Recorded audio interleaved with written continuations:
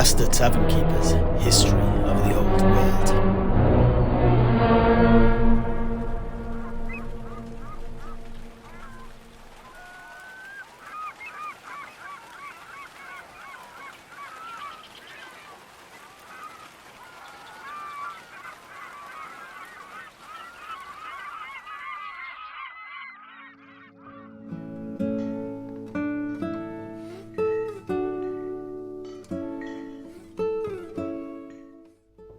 So, that was the Great Ogham, then. Where had you been before you reached such an important place, and such an important turning point in your life? Well, the entourage of our esteemed leader, the great and venerable Marbon, of which our little group had begrudgingly been a part of, were following the lost road southwards, and we'd not long left the pillar of Og Agog before reaching the Great Ogham that momentous night. Oh, yeah. Let me guess. Is this pillar of Og Agog, was it? Yet another big pile of large rocks, then? I see that the beer's kicking in. Anyhow, it's Og Agog, by the way. And yes, when push comes to shove, you're right. But that is all any of this is, to be honest. And we are but the dust that blows about them. But the philosophy of existence aside, the pillar of Og Agog has a great deal of significance for everyone in Albion. It is at the very heart of the island, and it lies in the very heart of each and every Albionite. I'm sorry, I don't... I'm seeing a bit of confusion on your face there, Heinrich. Here, let me explain. Well, for a start, the name of the pillar itself, Og Agog, means magical heart, or something like that in your Reichsspiel there. Anyhow, and insofar as the calculations of the Truthsayers goes, it sits at the geographical heart, by which I mean the very centre of the island of Albion. When I last passed there, on the way to the Great Ogham, it was on a most auspicious day, for it was the, and again, using some terms you might be familiar with, it was the midsummer throng at the end of Summersveit, just before the year tentatively steps into the mysterious, how'd you say, Forgeheim? Is that right? In terms of the calendar of your empire. I'm impressed. Your command of our language and knowledge of our calendar, especially for someone who hasn't even been to the empire, is impressive. When Reichsspiel is the de facto language of commerce, you're kind of forced to pick us up. And as to my knowledge of your calendar, well, that's all down to you, Master Tavern Keeper, and your obsession with the passage of time. If I'm not mistaken, I think that might be a compliment, although I'm not quite sure, coming from you. It is what it is. But either way, I'm all the more knowledgeable for your foibles. So know this at least. My gratitude is unambiguous. Now there's a rare sight. The Master Tavern Keeper, lost for words, is it? Well, much as I'd like to dwell on this moment, I think it would be polite if I only continued with my story instead. On the day that I was there last, the whole area around the pillar of Og Agog was filled with men, women and children from all over the land, and the atmosphere was like a whirlwind, whipping through the riverside reeds. This was not my first time coming to Og Agog, though. I'd been a number of times as a small child before I joined the seminary, and I had hazy recollections of staring up at the massive marble pillar as it stretched up into the sky, holding my father's hand and watching the dragonflies whip around us, chased by the jackadaws that live in the area. Oh, yeah. Who is this Jacques Adore? A Bretonian, perhaps? Who? No. Who? You don't mean who. You mean what? You see, the pillar has become a beacon and a haven for flocks of small grey black birds. They're folk where I grew up anyway, called jackadaws. That you don't just find there, but you find them all over the island. And here on the continent too, I've seen them. They go by many names though. Are any of these familiar, perhaps? I've heard them called Kai, Cados, Cadices, Chalks, jackdaws, coyotes, and even sea crows. It just depends on where you grew up, I guess. Yes. Yeah, Caddos. sea crows. I'm sure you're both right. Anyhow, for some reason, they are drawn to Og Agog in unusually large numbers, and on windy days, great tides of dark feathers sweep and flow around the pillar before eventually settling at its base. These particular birds seem to be attuned to magic, and there are lots of stories attached to them up and down the country. For example, where I'm from, they used to say that a jackdaw on the roof heralds a new arrival, but also an early death.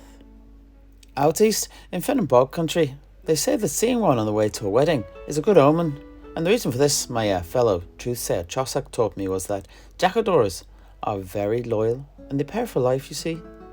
Although not always to members of the opposite sex, it has to be said.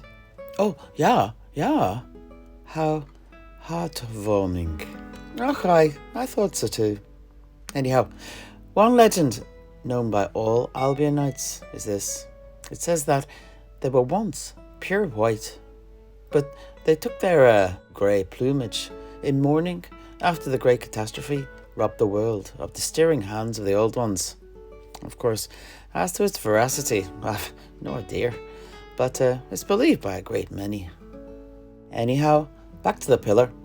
On cloudy days, which is most days, the zenith of Og Agog is completely obscured, but on those rare cloudless days that come but once a decade, the statue that sits atop can be seen, if distant and indistinctly. Now, legend says that long ago, the image of a god was carved from the stone on the top of the pillar, a leader amongst the immortal old ones, whose winged chariot soared across the heavens. One of the ones you mentioned earlier. Talangsla, the warrior god, wasn't it? The one invoked still by the chariot makers of old Albion. Impressive. Most impressive. Well remembered there, Master Tavern Keeper. Well, in my line of work, it pays to really listen. Okay, well, it's a good skill to foster. Anyhow, back to the pillar of Og Agog and the statue of Talangsla. Well, being so high up, of course, no one have laid eyes on it up close in an age. And with the amount of birds that live and roost around there, I've no idea what state it's in. But the spirit of Talangsla appears to be very much alive in the shadow of Og Agog, for the pillar has become a gathering point for all the native tribes of Albion each and every year, and the most skilled warriors from each tribe compete against each other in a series of games. Oh, yeah. In what sort of things do they compete, these athletic young men? And women, of course. Well, you're in luck. The day we were there, shortly before we left Albion, was the day of the annual games.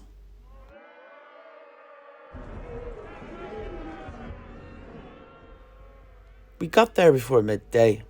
A great crescent of tents had sprung up around the outskirts of where the games were to be held, and the merriment was in full swing.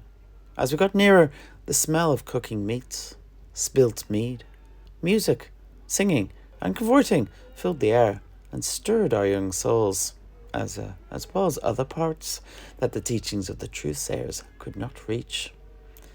Anyhow, we all moved quickly through the camp and its plethora of delights until we eventually reached the place where the games themselves were being held. It was, of course, no accident that we were there that day. The venerable Marbin had been invited to open the events, and we, as his entourage, needed to get him to the base of the pillar by noon. Tribal officials had been looking out for us, and they quickly came to our aid as soon as they saw we had arrived, clearing a way for us and scattering chalk dust in front of the Truthsayer's hog, the white-maned Torque, whom Marbin was unusually now sat astride. This gave myself and Chossack a bit of a much-needed relief from having to take care of the beast, thank goodness. As we followed in the wake of Torque, the chalky dust he was kicking up, covering us from head to toe in white, I have to say, I saw that the preparations for the games were complete. To the west of the pillar, a wide field had had all of its wild grass cut short for the many bouts of wrestling that were to take place. To the east, a long stretch of tilled earth had been set aside for spear throwing, its flanks lined with a variety of spears of different lengths, girths, and weights. Speaking of weights, the rockier ground to the south had been designated the place where tests of strength were to take place, be it lifting up great round stones attached to staffs, tossing tree trunks, or dragging small menhirs around. But these were mere sideshows. The main event was the chariot race on the pristine track of coloured red sand into which shiny mica had been mixed to produce a glittering effect. Oh, yeah, I do love me a day at the races. Out of interest, how big was the track? Ach, you're a man after my own heart. As it happens, I too followed the racing very closely. The oval-shaped track was around 2,000 feet long and 800 feet wide, so one of the larger ones. And the starting gates were located on the straight near one end of the oval. There were 12 gates, meaning that each race could have a maximum of 3 chariots from each tribe. And, as you can imagine, the competition for these spots was fiercely contested throughout the year. There were 4 types of chariot race: the 1 horse, the 2 horse, the 3 horse, and the 4. And around the campfires, the discussion about the merits of each over the other was a hotly discussed topic, especially once the drink was flowing. I was a keen follower of the 4-horse races. In my opinion, the skill to steer 4 horses as one is the most challenging and a true demonstration of a driver's skill, but that's just my own opinion. Anyhow, with the help of the unofficials, the venerable Marvin soon found his way onto the large scaffolding that had been constructed at the base of the Og Agog, next to a large effigy of Talanxla atop his sky chariot. Here, Marvin said a few words that no one could hear due to the strong breeze that was blowing that day, but no one missed him raising up his burning torch and setting a light to the wicker charioteer, as a team of strongmen began their challenge of getting it around the track before it burnt itself out. As usual, the wheels burned off before they could make it halfway, to much laughing and cheering.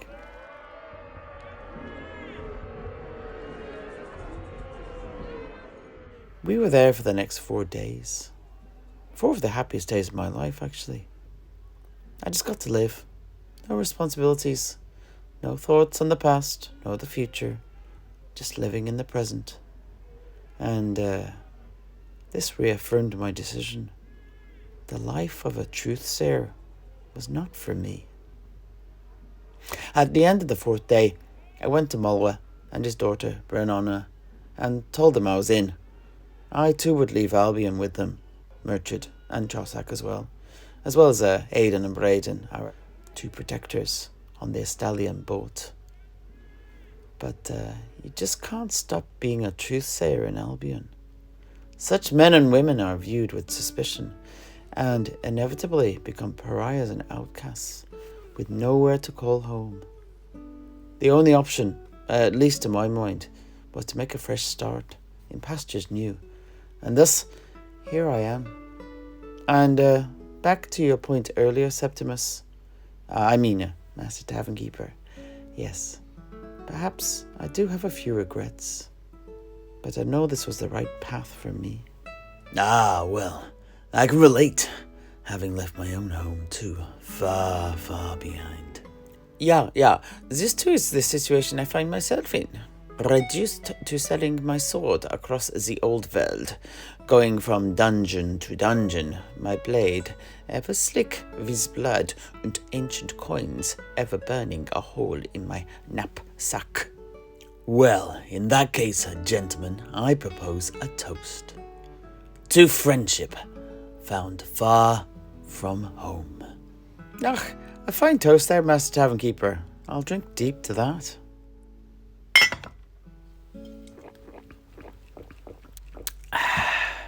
But before we move on, I have one last thing to say about Og Agog, an old legend and a warning. It states that should the pillar ever topple, then Albion will be lost. For Although it is we Truthsayers ourselves that create the mists that enshroud and hide our island, it is the magic within the Pillar of Og Agog that binds them to the land and keeps us safe. Without it, they would simply dissipate as quickly as we could conjure them, and I'm sure, as I mentioned earlier, the invasion of our land from every quarter would begin soon after. Then let us hope that such a day never comes. Aye, let us hope that.